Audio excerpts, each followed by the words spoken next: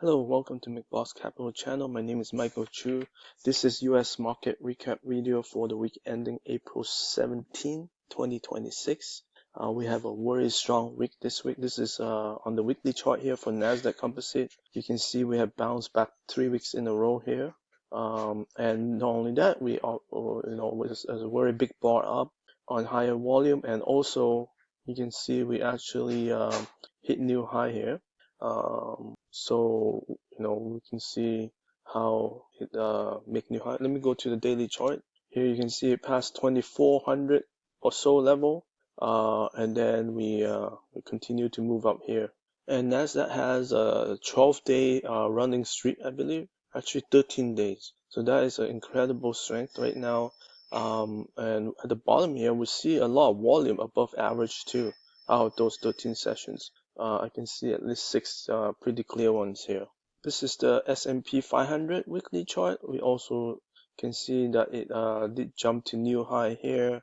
Going to the daily chart, we also passed the 7,000 mark here. Also on a really nice run, except for one day that is red. The last 13 sessions is up. The volume is slightly not as strong as Nasdaq here. On the bottom here, I can see, I think maybe a couple of days might be above average volume. The Dow Jones Industrial Average here on the weekly chart, we're getting close to the 50,000 mark, 49,447. Looking at daily, here's the daily chart here. You can see clearly like we are getting close to that 50,000 mark, and a huge jump on Friday too, 1.79%. But it has been performed like relatively weaker compared to S&P, and it's Friday where it actually outperformed it. So on Friday, we also have Russell 2000 index here joining S&P and Nasdaq in making a new high. This is the weekly chart here. On the daily chart, you can see clearer how it jumped above the 2735, and now we're at 2776, making new high. So now we have 3 indexes beside Dow Jones that is making new high. So some of the news for this week include Nasdaq logged the longest winning streak since 1992. We have S&P 500 now post the 6th record close of 2026. We have also the oil plunge 10% after the Strait of Hormuz was reported to be open on Friday. IVD has raised recommended exposure now to allocation of 80 to 100%. And we also have growth stocks and equal weight ETFs outperforming. Here we have equal weight Nasdaq 100 QQEW ETF here. Just outperformed the Nasdaq Composite Index just slightly, 7% versus 6%. It's not at new high, but it did outperform it. On the daily chart, we are seeing it climbing this week pretty strong here on the right side. Here's the equal weight S&P here, bouncing 3%. This one actually underperformed the 4% from the S&P 500 composite. And on the daily chart, you can also see it's trying to come back up on the right side. Haven't made new high yet. This is FFTY symbol, Innovator IBD 50 ETF. This one's up 2.64% for the week, so not as strong as the general market index. On the daily chart, you can see it is under the red line, which is the 50-day, so it hasn't come back above it, and it dropped heavily on Wednesday and Thursday before bouncing back on Friday. So again, there's some stocks that are getting hit harder on the top list here. So if you have subscription to that list, you can check that out, but it is definitely underperforming. So this is the treasury 10-year note here. It is going down, and it has hit a new recent low at 4.24%. This is the UUP US dollar index, also suffering a new low on Friday before bouncing back slightly. And here is United States oil fund dropping very significantly on Friday, down almost 7.7% before bouncing back from the blows here. So again, this is due to the news of the Strait of Hormuz opening.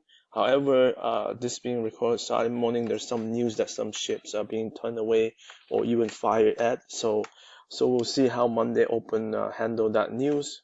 We did have gold bouncing slightly here to new recent high. We are still below the red line, the 50-day, but it is starting to look slightly better. Here's SLV silver also bouncing back here quite nicely, but it did reverse lower from the high to the lows here.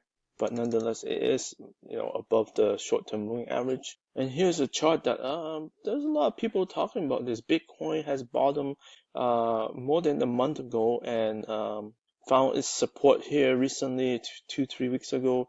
And now we have slowly climbed back above the red line here as well, the 50-day moving average, and now we continue to make new recent highs here. So that looks pretty good. So looking at the week, IBD did raise the allocation on Monday 60 to 80%.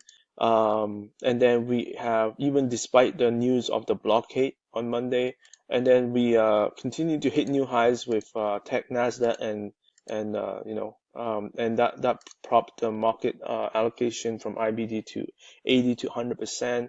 And we continue to hit all-time highs here, S&P and Nasdaq, throughout the rest of the week. And on Friday, as we said, there is the news of the Strait of Hormuz opening, and that also make the market jump even higher. On the stocks accumulation, we are seeing significant accumulation, 338 stocks versus 41 in distribution for the end of the week here. Industry groups, we have 62 versus 8. On the sector side, we're seeing technology continue to rise throughout the week. 72 stocks net accumulation minus distribution. We have net 72. Retail 72 also rise significantly on Friday. You can see a big jump here. Industrial also saw a big jump here, 12 to 39. Health also increased, and obviously some of the oil and gas have got hit hard in the commodities energy area. But we did see some commodities moving up, like gold and stuff. So that also put it more neutral level. And then financial also saw a big jump. So it was a pretty broad market rally on Friday. And obviously, there's more, we'll talk more about this in the second video where we go through our growth stocks list.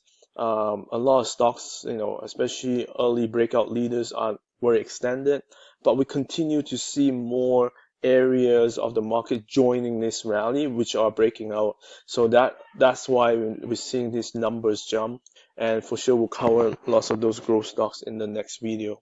This is from the IB newspaper. We're looking at this line down here, the advanced decline line, correlation to the S&P here at the top. So S&P hit new high, and this advanced decline line for NYSE here is actually very close. I don't know. I can't tell if it's hitting new high, but it's pretty close to it if it's not. Then we go down to Nasdaq down here. So Nasdaq is also very close. Again, I can't tell exactly. I think it might have hit a new high here, very close to it, the previous high here. So that looks, not too bad. At least they're trying to get to the new high levels. So it's been a pretty strong bounce here as well. And so this, also somewhat signals some, a broader rally as well. So this week, the WANX Semiconductor ETF for the chip guys are up 6.24% for the week. This is a continuation of the breakout from the week prior. So this continued to look very, very strong. Looking at the daily chart, we are finding support at the 10-day here on Wednesday near the green line, and we continue to hit new high on Friday. Here's a look at the NVDA daily chart here. This is finally coming back to new recent high here at 200-ish level. The previous high was 212. This is a very long base, but this is very good move right now. It is finally moving again. This is AMD breaking out to new high on Thursday. That is another big move here. Again, very big consolidation here. Since October really for some of the stocks here, and we are breaking out to new high right now. We have TSM Taiwan Semiconductor reporting here. It did gap down on Thursday after that news, and it did bounce also on Friday slightly, but it did close at the bottom range. So there's some digestion happening at this moment, but the charts still look okay. Here's AVGO, Broadcom. This continue its really strong run here on the right side of this base, coming back to near the high soon. Yeah, so we are past at 406. The previous high is 414. So we'll see if this stock can continue to break out of that previous high traditional buy point. Here's ARM. It's also trying to come back to this handle buy point here. It found support at the 10-day on Monday. It bounced off that, and right now, it is coming back. So we'll see if this can break out here from this handle buy point. So finally, we see the IGV software ETF here bouncing back this week and on a very strong move here, 13, almost 14% here. It also bounced back above the red line, which is the 10-week moving average. Looking at the 10-day, you can see that more clearly, bouncing above the red line here. Previously, it has found resistance and couldn't come above that. And right now, we finally came back above that, both the short term and also the 50-day. So this is a really good rebound here. So hopefully we'll start to see some software stocks finally starting to recover. Here we see Microsoft also bouncing very strong here. This is also very similar pattern, bouncing back above the red line and all the short-term moving average. Here's Google. Google has suffered less of a correction. It's still 22% based on this cup here. It is very close to previous high at 349. We are currently sitting at 341, so we'll see if this can continue to go to past this breakout point. Amazon also have very similar behavior, a correction of about 24% in this space here. This consolidation, we are very close to the previous high. It did reverse on Friday, but it still looks okay. And so that is around 250 right now. The previous high is 258. So we'll see if we can clear that. Meta here also very surprising, coming back above all the short-term moving average, the red line, which is the 50-day, and also the black line, which is the 200-day. So that is a welcoming move on Friday, closing above that, and we are sitting very close to 700, 688 at this moment. The previous high here, the most recent high here is 744. So at least we are slowly coming back here. Here's Palantir. Palantir has been finding resistance at the red line. We have failed twice now, and actually 3 times here. This one being the most recent one. And then right now we came back above that red line. It does look a little bit weaker to me compared to even other mega caps here. At least from this chart perspective. I mean, yeah, we still, you can draw a trend line at the top here, and it still seems like it's not above that trend line. It is above the red line, but not above the upper channel line of all the highs here. Apple also make a nice move on Friday. So you can see the right side of the base starting to build. It is above all the short-term moving average. We still have a couple of levels here. 276 is the next level. 280 is another level, and then finally the all-time high here, 288. So we are at 270 right now.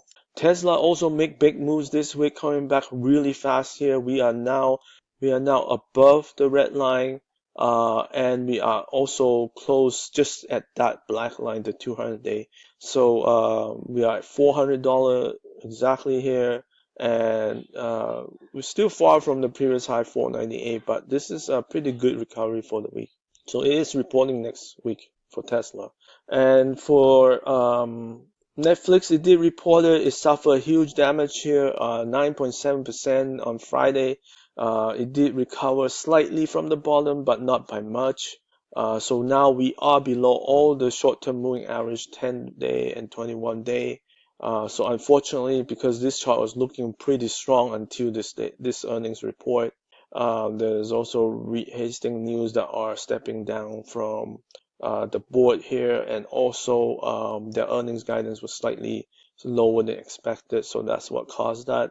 So as I mentioned, going into next week, we had Tesla earnings, Intel, American Express, Vertiv.